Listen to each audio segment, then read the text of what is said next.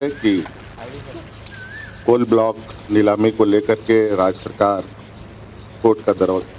Court जा रही है। सुप्रीम कोर्ट में हम लोगों ने अर्जी दाखिल की है, क्योंकि ये एक बहुत बड़ा नीतिगत निर्णय है और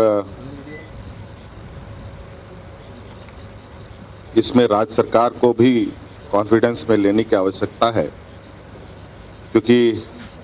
खनन को लेकर राज्य में हमेशा ये विषय ज्वलंत रहा है और इतने वर्षों के बाद एक नई प्रक्रिया अपनाई गई है और इसी प्रक्रिया के माध्यम से हम फिर ऐसा प्रतीत होता है कि फिर वही पुरानी व्यवस्था में हम लोग जाएंगे जिस व्यवस्था से बाहर आए थे। लेकिन आने के बाद मौजूदा व्यवस्था के माध्यम से भी यहाँ के रैयतों को, यहाँ के लोगों को इस खनन से अभी भी उसका अधिकार उनको नहीं प्राप्त हुआ। अभी भी विस्थापन की समस्याएं बड़े पैमाने पर उलझी हुई हैं, जमीन विवाद भी उलझी हुई हैं। आज इसको लेकर लगभग सभी मजदूर संगठन सड़कों पर है और इस विषय पर हम लोगों ने इस पर जल्दबाजी ना करने का आग्रह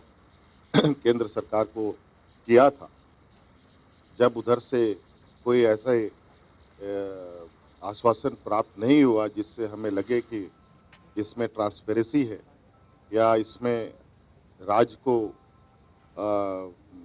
फ़ायदा है, यहाँ के लोगों को फ़ायदा है, इसको लेकर हमने ये निर्णय लिया है। इसको समीक्षा उपरांत पूरा विस्तृत रूप पे, जबकि होना तो ये चाहिए कि इतने दिनों में यहाँ खनन कार्य होते रहे हैं, इससे एक राज्यव्यापी सर्वे भी होना चाहिए था कि खनन से यहाँ के लोगों को कितना लाभ हुआ।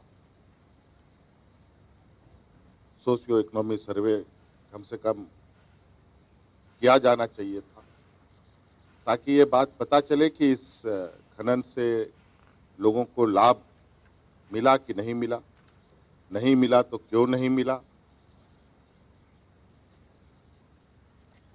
तो इस दिशा में आगे कैसे बढ़ी जाए, ये बहुत बड़ा विषय था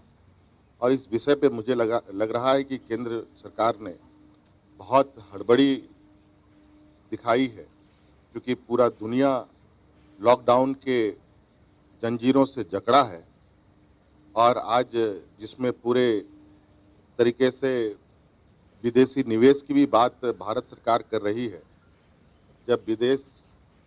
के लोगों का आवागमन ही अभी बंद है,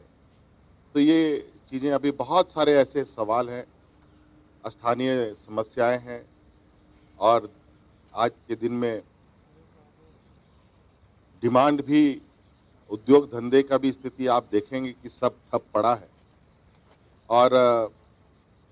ऐसे में मुझे लगता है कि उचित और राज्य को लाभ देने वाला प्रक्रिया मुझे कम प्रतीत होती दिखाई देती है। इसलिए हमने ये निर्णय लिया है कि इस विषय पर हम लोग कानूनी लड़ाई भी लड़ेंगे और इसको लेकर हम लोग आगे बढ़ें। अब तो केंद्र की सरकार हड़बड़ी क्यों है, इसके पीछे आपको तो पता ही है कि पूरी तरीके से देश में व्यापारियों का एक समूह देश को जकड़ रखा है और आज इस शोर शराबे के बीच में इस तरीके के कार्यों को करना, तो ये तो वही वाली बात हो गई कि गांव में आग लगी है और लोग कुछ सामान चुरा करके भाग गए। इसलिए अभी हम लोग इसका, हमारा विरोध है कि इस विषय पर केंद्र सरकार आगे ना बढ़े और इसके लिए राज्य सरकार को भी लूप में आना जरूरी होगा। तभी मुझे लगता है कि एक स्वस्थ और बेहतर परंपरा के साथ हम लोग राज्य और केंद्र एक साथ आगे चल सकते हैं, नहीं तो ये एक तरफा कार्रवाई मुझे नहीं लगता है कि राज्य के लिए बेहतर होगा। आज बड़े पैमाने पर हमारे प्रवासी मजदूर दूसरे राज्यों से वापस आ चुके हैं। आज हमारी चिंता है कि हम अपने राज्य में कैसे रोजगार उनको उपलब्ध कराएं। आज कैसे उनके जो इस संक्रमण में जो उन्होंने स्थितियां देखी है, जो बुरा वक्त देखा है, उससे कैसे हम उभारें। यहाँ पर बहुत सारे उद्योग हमारे जो बंद पड़े हैं, कोई खनिज के अभाव में या उनके कई वजह से ये बंद क्यों पड़े हैं, इसकी हम समीक्षा कर रहे हैं। हम पहले अपने इस राज्य के उद्योग धंधे को भी हम कैसे पुनः गति दें ताकि वो इस राज्य में रोजगार सृजन कर पाएं। पहले जो हैं पहले उनको तो हम देख लें।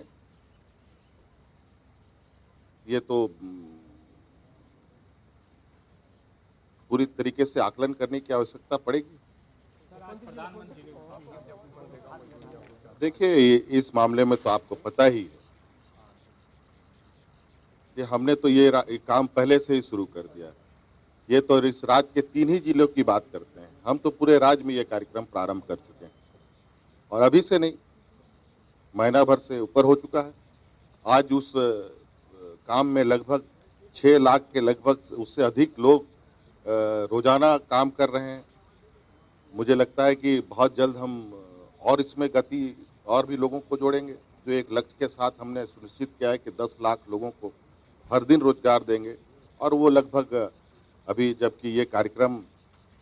में तेजी आई है और बड़े पैमाने पर लोग इस काम में जुड़ रहे हैं और मुझे लगता है ये आज का प्रोग्राम कुल मिला जुला करके बिहार चुनाव को ध्यान में रखकर एक बिगुल फूंका गया।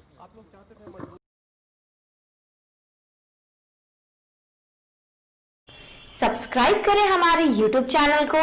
और लेटेस्ट अपडेट के लिए बेल आइकन को